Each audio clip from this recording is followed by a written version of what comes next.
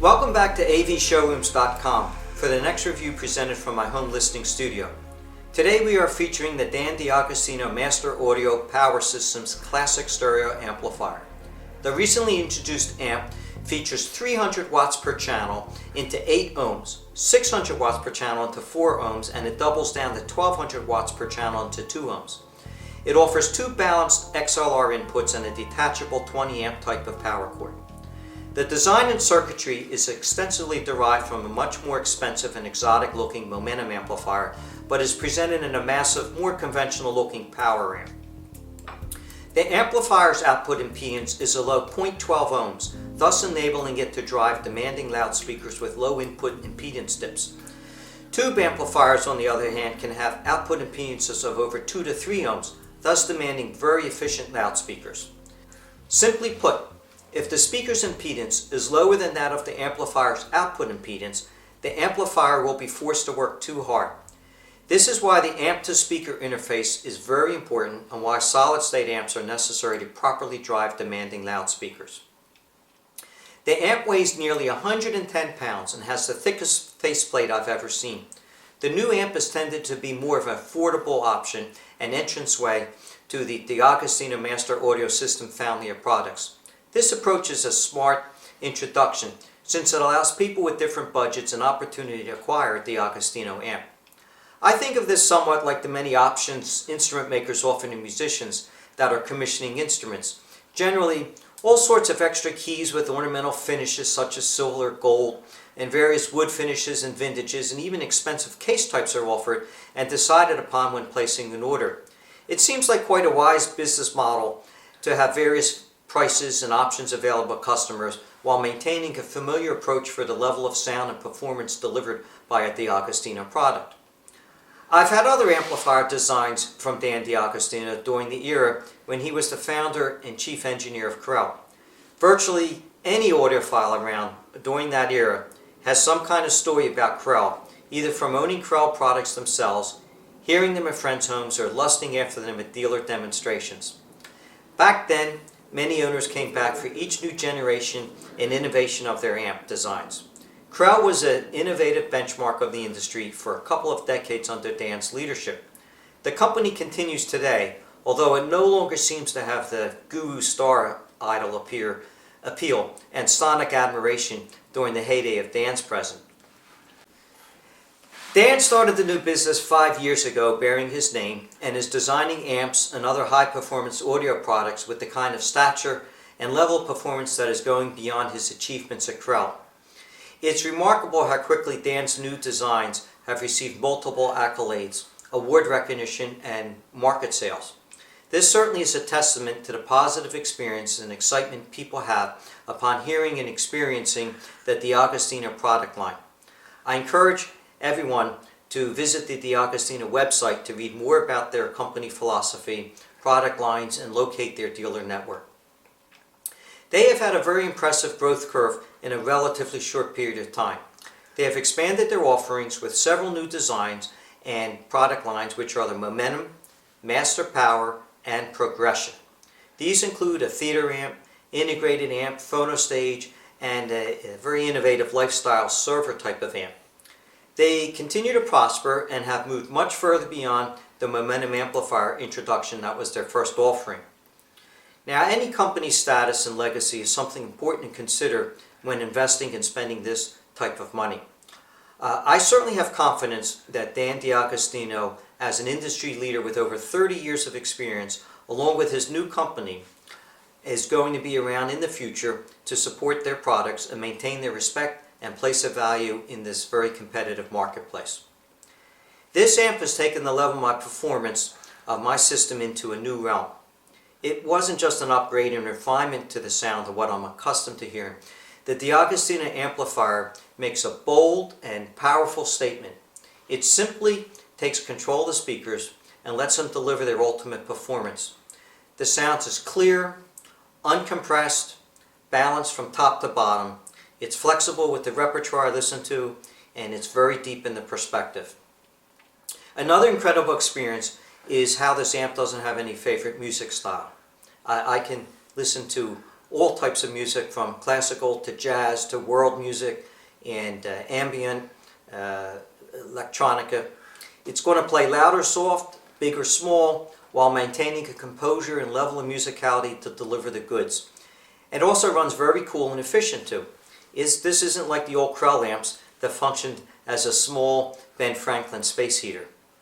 Have you ever noticed how often we are driven to buy equipment that enhances our favorite recordings and style of music repertoire we enjoy the most? We might back ourselves into a corner by making choices that are good in limited ways, and then justify by avoiding music that doesn't sound so good. These are the sins of omission rather than commission, but they rob us of musical enjoyment nevertheless. Isn't it always a nagging question of trying to have it all? I mean, how to have an amp that's musical with resolution, yet not be too analytical and revealing. It's an ongoing dilemma of trying to match a speaker with a quality amp that lets everything work best. Complicating matters is trying to find an amp that sounds good and has the proper amount of power available needed by inefficient speakers. While it is great to desire a musical 300B based amplifier, you severely limit your loudspeaker choices. How often do people choose between picking solid state or tubes because they want a certain type of sound?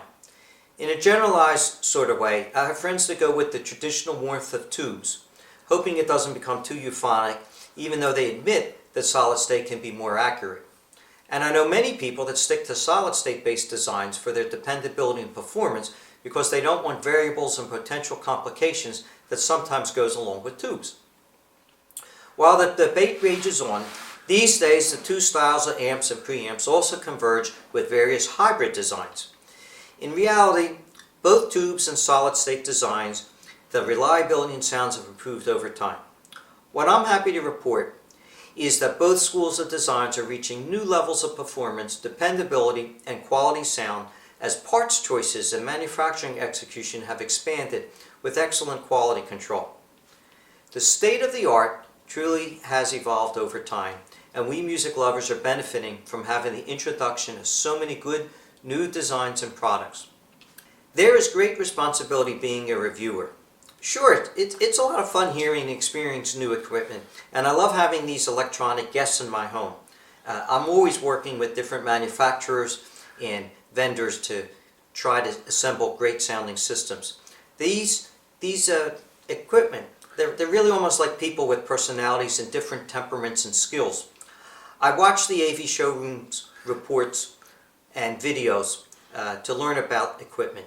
I endeavor to bring my experience from seeing and hearing lots of equipment in my system, and at audio shows along with my intimate knowledge of live music from my vantage point as a musician and librarian for the Philadelphia Orchestra, to offer a broad perspective to share my findings. Okay, now let's discuss the associated equipment. I acquired the Magnapan 20.7 speakers a year ago and have been chasing after high-powered amplifiers ever since. The Maggies are wonderful full-range speakers capable of delivering a full dynamic sound that's very lifelike when properly executed. However, Maggies are very demanding and finicky. They require gobs of power, and like a beautiful and exotic temperamental movie star, they have a visual presence that will dominate a room. Here is what I did next to set the stage for this review. I called a few friends for help and coaching. Joe Kabbalah met me backstage at my next Carnegie Hall concert, where we were performing with Yannick Nezet-Zagin and the Philadelphia Orchestra. I've been using Joe's wonderful line of cables for several of my past reviews. His cables are great performers, very even and musical, without any quirky frequency tricks or colorations. It's been a great benefit to have the stable quality level of performance of the Kabbalah cables as I switch around and introduce other review equipment. The Kabbalah cables always seem to sound good and have worked well with equipment from a variety of manufacturers. However, I now needed some other lengths, terminations, and a 20 amp type of power cord for dancing. I had to reconfigure the settings and placement of all the different equipment. Joe took the opportunity to provide cables further along in his model offerings from the past samples he had been providing. And these new samples from the Kabbalah Sosna Expression, Emotion, and Elation lines. There was an immediate increase across the board in resolution and performance parameters. It was as if everything that was good about his other cables became that much better. I wouldn't have thought there was going to be this level of improvement from changing the interconnects and speaker cables, since the fascination line that I had previously been using sounded fine. Yet everything became that much more profound and vivid while maintaining the correct tonal balance. Since I've mentioned the positive role the Kubala cables played in my stereo performance, I'd like to talk about the importance of allocating a proper percentage of your stereo budget to cables.